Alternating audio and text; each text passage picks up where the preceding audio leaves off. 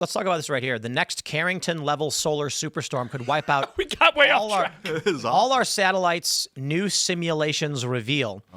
So I just think it's interesting. We had this big solar storm in the 1800s that like fried everything, but we didn't have the computers that we have today. Dude, can you imagine? Basically, that's crazy that happened too, because I forget about that. Right. So what if this Adam and Eve theory isn't necessarily even about the poles shifting, but a solar storm blasting and wiping out all tech, and then, we're just with a bunch of rocks. Yeah, we need tech that can handle a solar flare for sure. And lightning strikes, we need like graphene, batteries, supercharger capacitors that can handle literally a lightning strike and charge up, because otherwise, man, we are teetering on the edge of everything getting knocked out by what we know is real. Funny though, what if we didn't do anything to protect ourselves from solar flares? Because we're still like 50-50 on whether this stuff is good for us. We have this technology, but honestly, if a solar flare comes, it was God's will. We'll just start over. Are you guys familiar with mud flood theory? No. Yeah, a little bit. That at some point a giant flood swept across the earth and it buried a great civilization in mud. Mm-hmm. And there are people that believe that we're not building buildings, we're reclaiming them by digging them out. And the evidence they cite for it is that there are buildings in places, and this is true, it's kind of weird, where you can see a door frame half buried. So it's like there'll be a building, sidewalk going past it, and then you'll see half of a door sticking out, and you're like, why did they put a door frame where that dirt is? Did it That's why your parents' house has a basement. That used to all be above ground. It got buried. So actually, some people think that, but it may actually be simple in that there used to be a cellar door and a pathway, and they just filled it in. Well, it's also, when they pretty say, easy explanation. What do they mean? We're just, they think, what do they mean we're just digging things up? We see people build buildings.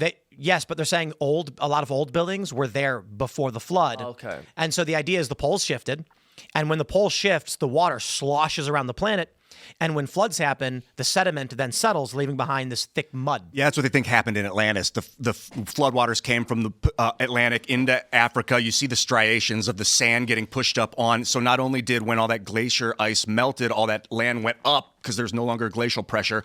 When that land went up in North America, Atlantis went down because that's, I think, called static, some sort of static thing on Earth where, if one part goes up, other parts go down. Not only did that happen, but the ocean came and flooded mud all over top of it. What would you guys do if it turned out that this advanced human civilization still exists and intentionally keeps us in the dark? Like they went underground? What if this happened? Just hear me out on the ice wall. Hear me out on my theory.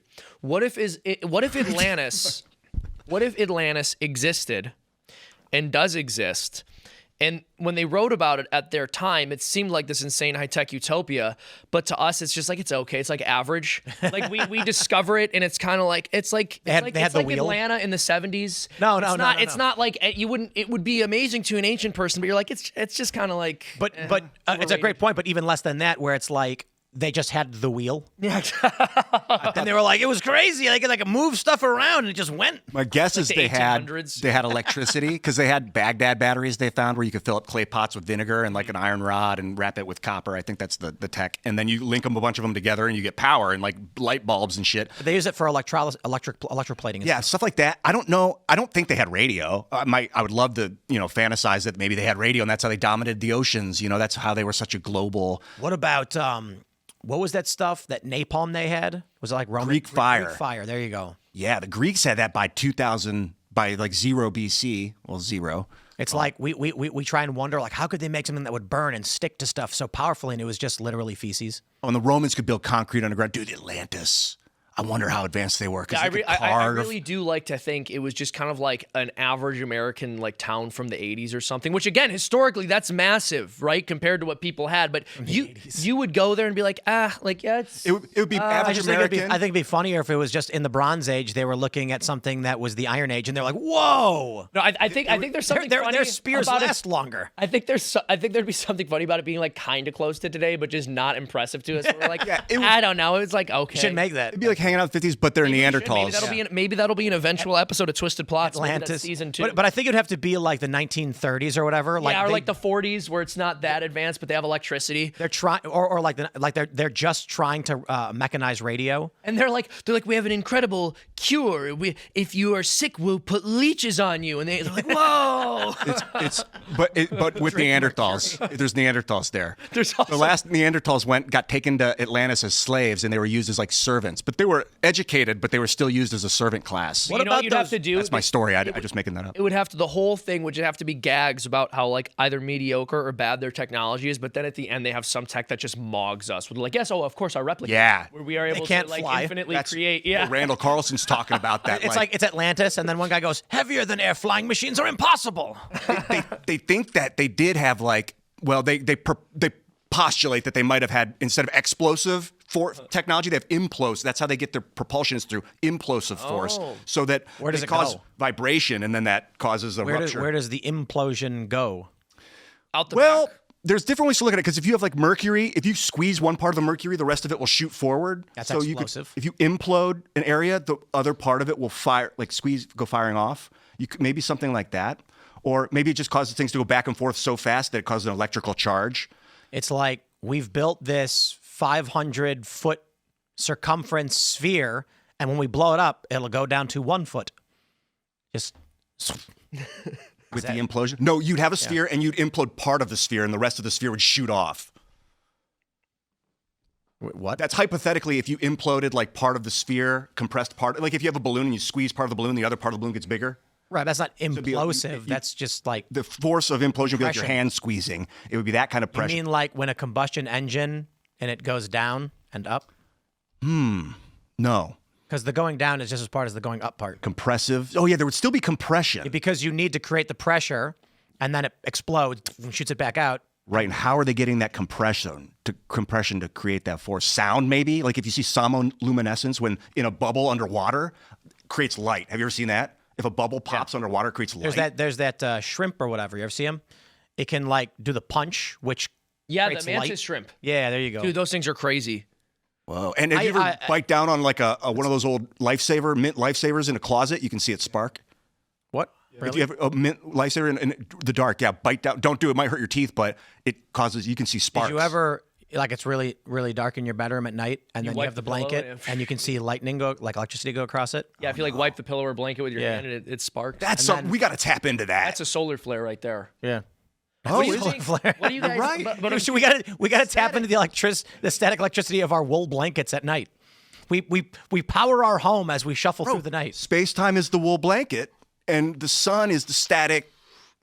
I feel like right now there's like God's watching this and going, ugh. It's like, just get it right. I've given you 46 years, Crossland. Get it right.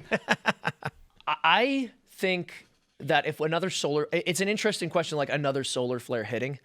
I don't buy into the theory that there was a civilization before. I mean, I do actually, because I believe in the flood, but I mean before Adam and Eve. I don't think there was a human civilization before Adam and Eve, but I think whether or not you believe in that is going to inform your beliefs about what is possible next, probably. But what if there was an Atlantis and it was destroyed in the flood?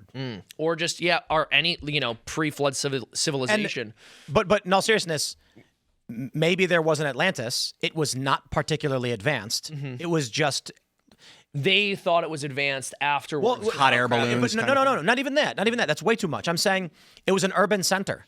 And so in the urban center, things were just slightly more advanced, like they had an aqueduct, and they were like, whoa. And then the flood wipes it out, and they tell legends of this great advanced civilization, but it was only advanced back then. Yeah, if you look Kinda at like the what you're saying, but Yeah. I'm saying like 21st century, 20th century is still way too advanced. they may have had horses. They probably, because they did conquer area, according to legend, so they would have imported a lot of foods and animals, I think. Maybe they had elephants, who knows. But if you look at the Rakat structure and that plateau that it's on, there's a lot of ancient rivers and where you would have the outlying farms. There's other like moats dug. You can see where they dug. Nuke it and get to the bottom of it. We should nuke Antarctica. We have to get under the Rakat structure. Well, Trump says he wants to restart these nuclear tests. I say, let's just start nuking Antarctica to see what happens.